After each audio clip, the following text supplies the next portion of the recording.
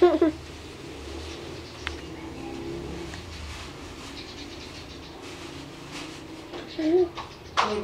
đôi găng tay. 2 đôi vào.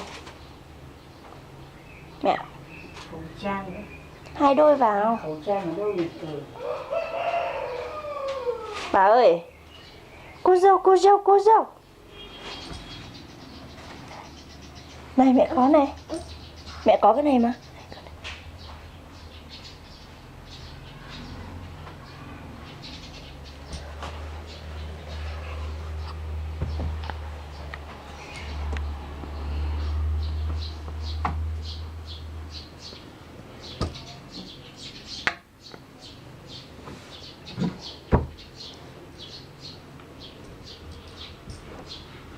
Đây mà, mẹ ở đây cơ mà.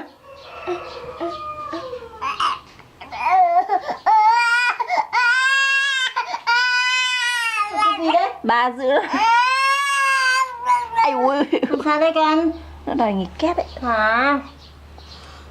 Sao đây? Hapu.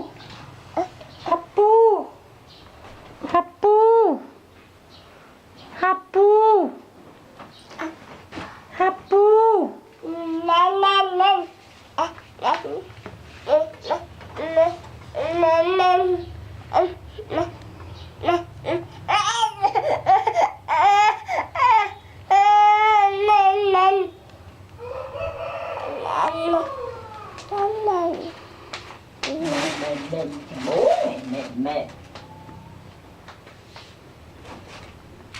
Này, cười ạ. Găng tay tím mẹ đâu nhỉ? Kim chi.